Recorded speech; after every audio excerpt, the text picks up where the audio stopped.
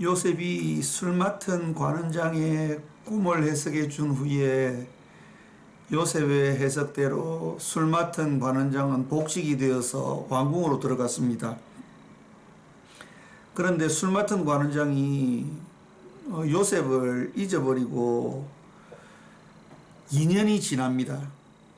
만 2년 후에 바로왕이 꿈을 꾸게 됩니다. 어떤 꿈이냐면요, 강에서 살찐 암소 7이 올라와서 풀을 뜯고 있는데 그 뒤를 이어서 바싹 마르고 아주 보기에 흉한 그러한 암소 7이 다시 강에서 올라와서 앞서 올라왔던 토실토실하고 살찐 그 7 암소를 잡아 먹어버리는 꿈을 꿉니다. 바로가 놀래서 꿈을 깹니다. 그러면서 아니 이게 무슨 꿈이지? 아무리 생각해봐도 무슨 꿈인지를 몰라서 다시 잠을 청하는데 또 다른 꿈을 꾸게 됩니다. 줄기가 있는데 그 줄기에서 아주 무성하고 튼실한 그러한 7 이삭이 나오게 되는데 그 뒤에 동풍에 바싹 마른 그러한 7 이삭이 또 그 줄기에서 나와서 토실토실하고 아주 무성한 그러한 이삭을 먹어버리는, 삼켜버리는 그러한 꿈을 꾸게 됩니다. 그래서 깜짝 놀라서 다시 깨게 되는데 바로가 직감적으로 이게 보통 꿈이 아니구나 라는 그런 생각을 하게 됩니다. 그래서 애굽에 있는 점술가들과 그리고 철학자들, 똑똑한 사람들, 그런 사람들을 다 불러 모아서 그 꿈이 무슨 의미인지를 해석해 보라고 하는데 해석할 수 있는 사람이 아무도 없는 겁니다. 아니 뭐지 서로 그렇게 이야기하면서 잘 모르겠습니다 라고 그렇게 이야기를 하고 있는 중에 이 술 맡은 관원장이 그 상황을 보면서 2년 전에 일이 떠오른 것입니다. 그래서 바로에게 제가 2년 전에 감옥에 갔을 때 정치범 수용소에서 요셉이라는 사람을 만났는데 그 사람이 제 꿈을 해석해 줘서 제가 이렇게 복직이 되었습니다 라고 바로에게 이야기를 해 주었습니다. 그래서 바로가 가서 빨리 불러오라고 그렇게 이야기를 했습니다. 그래서 바로가 보내어 요셉을 부르메 라고 할 때 요셉을 불렀다는 이 말이 급히 보내어서 급히 데리고 왔다는 그런 의미가 이 말씀 속에 있습니다. 그래서 급히 데리고 와서 요셉에게 물어봅니다. 내가 이러한 꿈을 꿨는데 우리 애굽에 있는 점술가들과 현인들과 철학가들과 똑똑한 사람들이 이걸 도저히 해석해낼 수 없어서 내가 술 맡은 관원장에게 들어보니 당신이 꿈 해석을 잘한다고 해서 내가 불러서 이렇게 물어본다고 그렇게 요셉에게 이야기를 했을 때에 요셉이 바로에게 한 대답이 창세기 41장 16절 말씀입니다. 요셉이 바로에게 대답하여 가로되 이는 내게 있는 것이 아니라 하나님이 바로에게 평안한 대답을 하시리이다. 아멘. 하나님은 늘 우리에게 답을 주시는 분이십니다. 하나님이 요셉을 통해서 바로에게 답을 주었죠. 때때로 우리의 환경을 통해서 하나님은 우리에게 답을 주십니다. 때때로 친구를 통해서 우리에게 답을 주시고 때때로 우리의 배우자를 통해서도 답을 주시고 우리의 부모님들로부터 우리의 자녀들로부터 모든 것을 동원해서 하나님은 우리에게 답을 주세요. 그래서 성경은 너희 눈은 봄으로 너희 귀는 들음으로 복이 있도다 그렇게 말씀하신 것입니다. 하나님의 말씀을 들을 수 있는 자, 그 사람은 참으로 복된 사람인 것입니다. 오늘 애굽 왕 바로는 불신자였습니다. 그러나 그는 들을 귀가 있는 자였습니다. 요셉의 말을 귀담아 듣고 그것을 하나님께서 하신 말씀으로 받아들이는 거죠. 어떤 사람들은 이야기를 해줘도 모르는 사람들이 있습니다. 보기는 보아도 알지 못하고 듣기는 들어도 깨닫지 못하는 사람들이 있습니다. 그러나 보고 이해하는 자, 듣고 이해하는 자, 그 사람은 참으로 복된 사람입니다. 하나님은 늘 우리에게 대답을 하시는데요. 어떠한 대답을 하십니까? 평안한 대답을 하십니다. 여러분, 히브리어로 써져 있지만은 여러분들 다 아시는 단어입니다. 샬롬. 평화라는 뜻이죠. 근데 이 샬롬이 평화롭다라는 이 의미 가운데에 더 많은 의미가 함축되어 있습니다. 평화는 전쟁이 없는 상태를 이야기합니다. 그냥 평온한 상태를 이야기하는 거죠. 그런데 이 샬롬이라는 이 단어 뜻 안에는 그 평온함이 있기 때문에 더욱더 발전하고 더욱더 좋아질 수 있는 계기가 된다는 그런 의미를 함축하고 있습니다.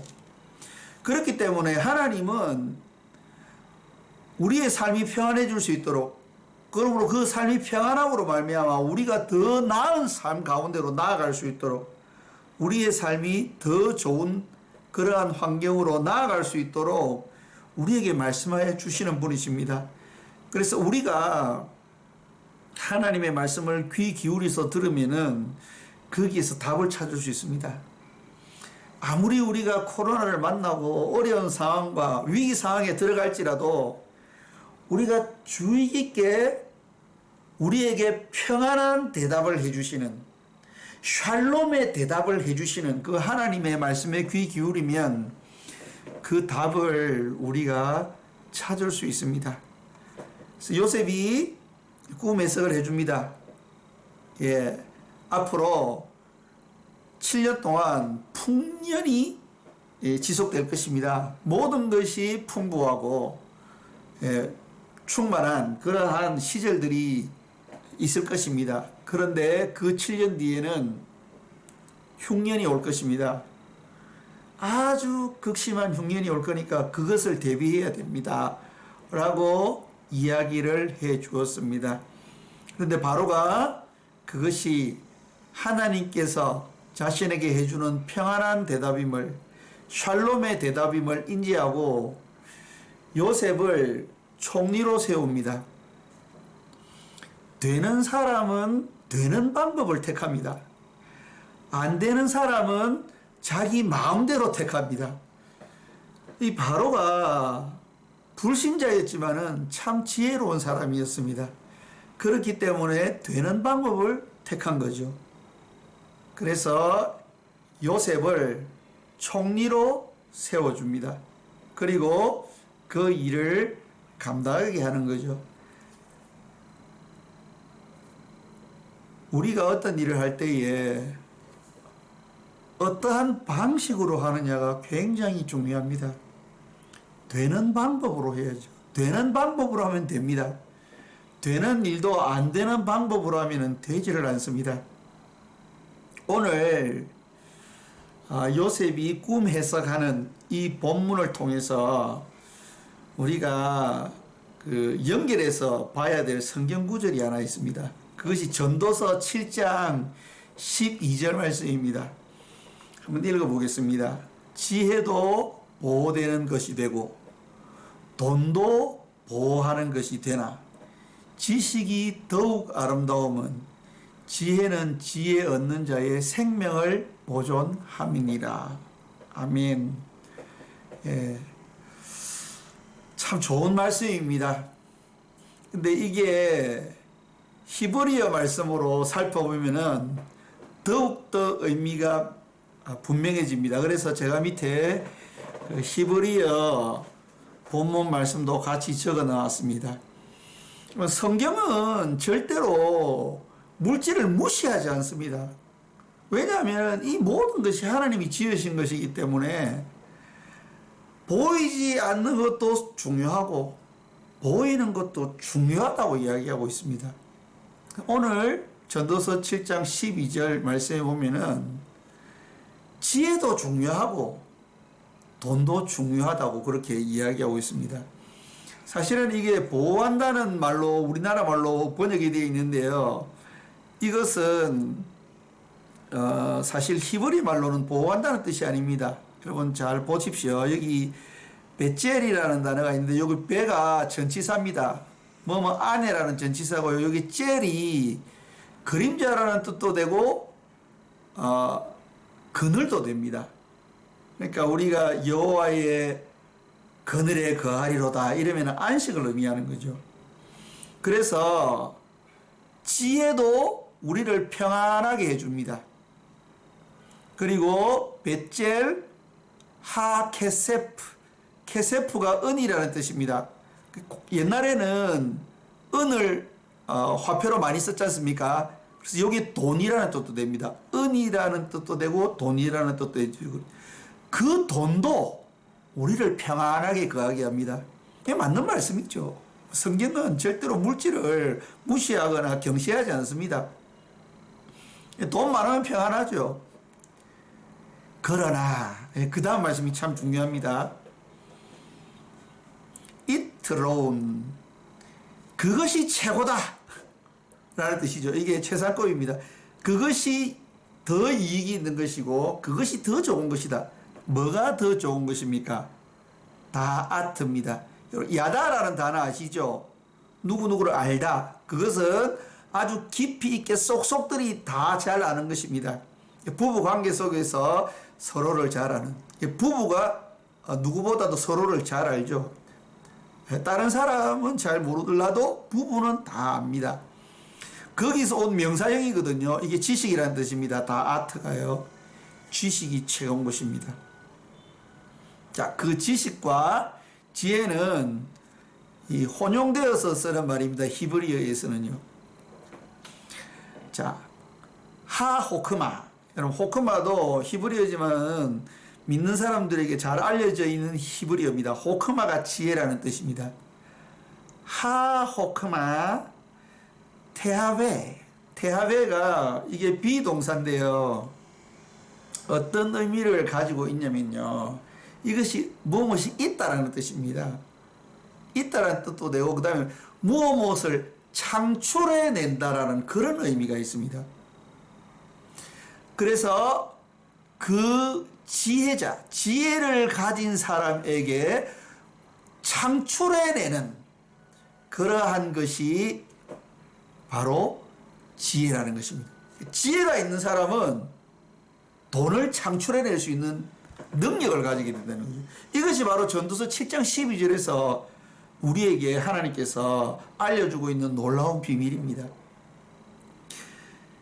요즘 한국에는 노후 대책 난리도 아닙니다. 노후 대책 난리도 아닌데요. 노후 대책의 가장 중요한 것은 내가 지혜를 가지는 겁니다. 호크마를 가지는 겁니다. 여러분, 지혜가 무엇입니까? 한국말로 지혜의 정의는 조금 피상적입니다. 약간 추상적입니다. 그러나 히브리어에서의 이 지혜라는 것은 아주 실질적이고 구체적입니다.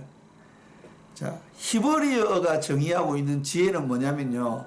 사물을 옳게 판단하고, 중요한 것은 옳게 판단하는 것입니다. 모든 것을 옳게 판단하는 것이고, 그리고 그 판단에 대해서 알맞는 대책을 구해내는 능력이라는 거죠. 그래서 이 호크마가 지혜라는 말로 번역될 수도 있지만은 솜씨라는 말로도 번역될 수 있고, 어떠한 기능이라고도 표현될 수 있고, 수완, 그 사람은 수완이 좋다라고 할 때 그런 수완이라는 뜻으로도 번역될 수 있습니다. 바로 요셉이 지혜가 있는 사람이었죠. 사물을 옳게 판단할 수 있는 사람이었고, 그리고 거기에 맞는 대책도 마련할 수 있는 사람이 바로 요셉이었습니다. 그렇기 때문에 그는 지위, 총리라는 지위를 창출해낼 수 있었던 거죠. 그리고 많은 사람들에게 혜택을 줄 수 있는 축복의 근원이 된 것입니다. 여러분 잘 아시다시피 욥기, 시편, 잠언, 전도서, 아가서는 지혜서라고 일컬어집니다. 지혜서를 대표하는 잠언서에서 지혜는 무엇을 지혜라고 이야기하고 있습니까? 여호와를 경외하는 것이 지혜의 근본이고 지식의 근본입니다. 그럼으로써 여호와를 경외한다는 것은 여호와의 통치 아래 거한다는 거죠. 하나님과 동행하는 것입니다. 하나님이 알려주는 대로 하는 것입니다. 그러면은 사물을 옳게 판단하고 그것에 알맞는 대책을 구해내는 능력을 가질 수가 있는 거죠. 그럼 돈을 많이 모으는 것도 노후 대책입니다. 그러나 그거보다도 더 좋은 노후 대책은 내가 지혜자가 되는 것입니다. 그것은 내가 어떠한 능력을 소유하는 것이죠. 하나님이 나에게 말씀하셔서 나로 하여금 거하게 하신 땅이 있을 것입니다. 사업을 하시는 땅에 거하시는 분도 있고, 교사로서 남을 가르치는 땅에 거할 수도 있고, 다른 사람을 돌보는 일일 수도 있고, 선교사일 수도 있고, 그리고 뭐 의사, 변호사, 뭐 약사, 어쨌든 하나님이 우리에게 거하라고 하신 그 땅이 있을 것입니다. 거기서 노후 대책을 하는 방법은 돈을 많이 모으는 방법이 있는데요. 그것은 두 번째로 좋은 방법입니다. 첫 번째로 좋은 방법은 뭐냐면요, 내가 그 분야의 1인자가 되는 것입니다. 그러면은 돈 안 모아도 괜찮아요. 왜냐하면은 내가 1인자가 되면 내가 그 기능을 수행함으로 말미암아 은을 만들어낼 수 있는, 돈을 만들어낼 수 있는 그런 능력을 가지고 있으면 돈을 안 모아놔도 돼요, 여러분. 그것이 하나님을 믿는다는 의미입니다. 하나님을 믿고 노후 대책을 한다는 그 의미는 그냥 하나님이 잘해주시겠지, 막연하게 그냥 나의 노후를 책임져 주시겠지라고 생각하는 것이 아니고요. 내가 하나님의 통치 안에서 내가 하나님과 동행함으로 그 분야의 1인자가 되는 것입니다. 오늘 왜 요셉이 총리가 되었습니까? 총리가 되면은 돈은 자동적으로 따라오는 거죠. 바로 요셉이 그 분야의 1인자였기 때문입니다. 애굽에 얼마나 똑똑한 사람 많았겠습니까? 애굽에 얼마나 많은 술사들이 있었겠습니까? 꿈을 해석을 못 해내는 거예요. 요셉은 해내었습니다. 1인자죠. 다른 사람이 아무도 할 수 없는 그 일을 하는 거잖아요.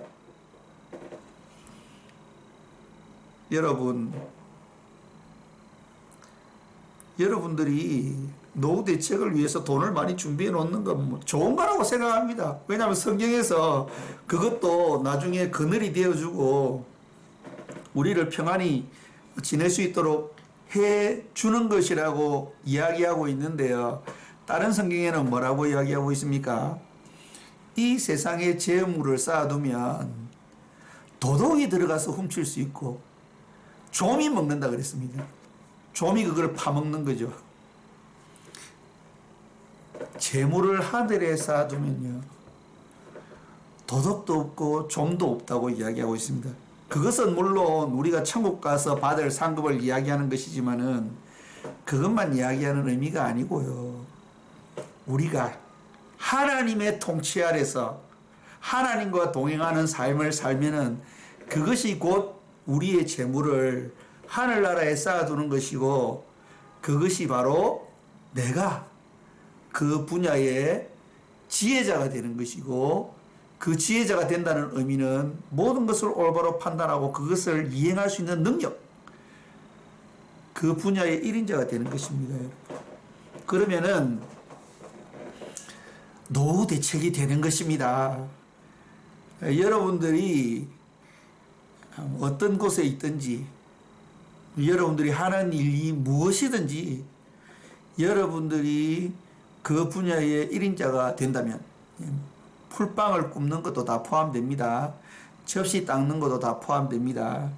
여러분들이 그 분야의 1인자가 되면 여러분들의 노후 대책은 자동적으로 되고 여러분들이 평생 걱정 안 하셔도 됩니다. 자, 저도 여러분도 1인자가 되기 위해서, 요셉과 같이 지혜자가 되기 위해서 사물을 옳게 판단하고 그것에 알맞는 대책을 구해내는 능력을 가지기 위해서 함께 기도하며 하나님께서 나에게 거하라고 하는 그 땅에 거하면서 하나님과 동행하는 삶을 살아가는 진정한 믿음의 사람들이 되었으면 좋겠습니다.